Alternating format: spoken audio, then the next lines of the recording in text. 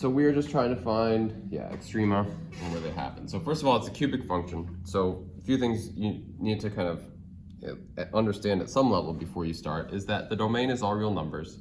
So, and there's not going to be any corners or cusps in this graph. So it's helpful to just have that in your mind at first.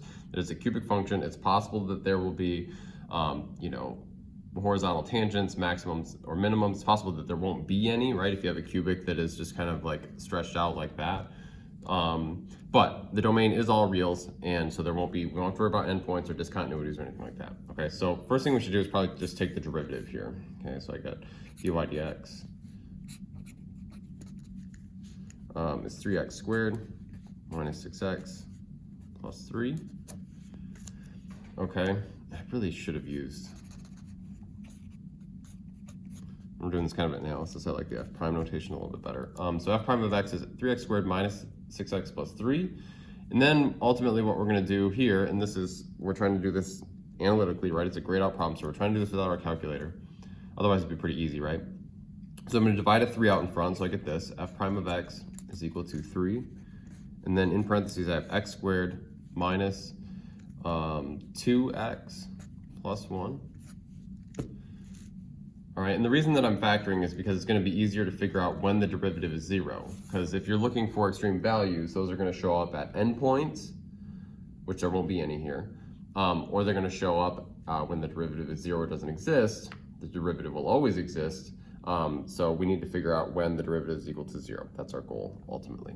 Okay, so I'm going to factor the rest of this, hoping that it will factor. So I get 3. Got to be x and x, numbers that multiply to give me a positive 1 but combine to give me a negative 2. That's going to be minus 1 and minus 1. All right, so then we know that we have only one, wait a second, have I made a mistake here? No, there's only going to be one spot where the derivative is 0, it looks like. Oh, it's going to be a horizontal, okay, yeah. It's going to be at x equals 1. So f prime of x equals 0 at x equals 1. So I'm going to set up a sign chart. I'm going to put 0 on the sign chart. I'm sorry, 1 on the sign chart. Okay, because I know that's the only spot in all along the x-axis where there's a possibility of an extreme value. Possibility. It's not guaranteed. That's why we do the sign chart. So I'm going to check to the left and to the right of 1, and I'm going to see what the sign of the derivative is there. Because if the derivative is positive, it tells me it's increasing. If it's negative, it tells me it's decreasing. So if I plug in, let's just pick 0, right? So real quick, f prime of 0. Do this off to the side. I'm going to get 3 times negative 1 times negative 1, and that's going to be positive 3. Okay, so over here, the derivative is positive.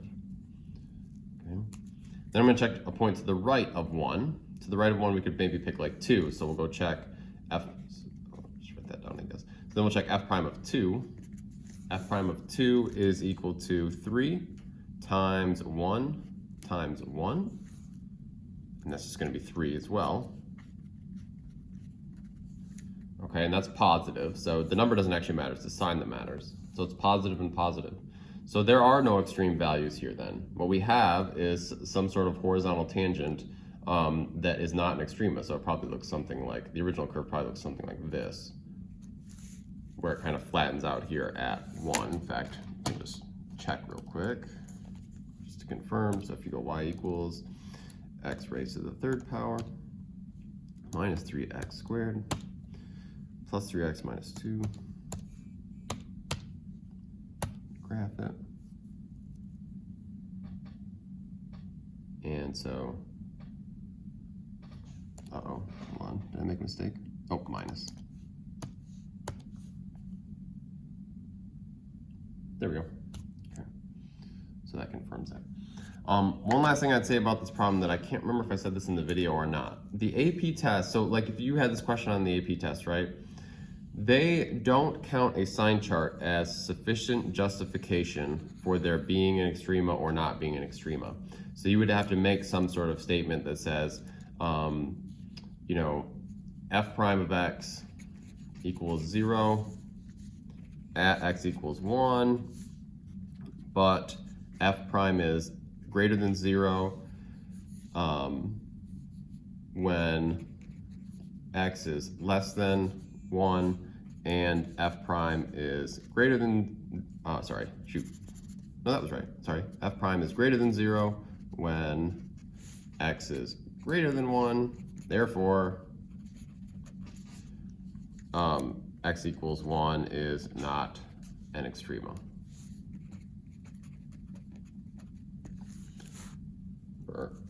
So you would need to write that out in more formally than just a sign chart. It seems like a weird nitpicky thing for the AP test to worry about, but it is something they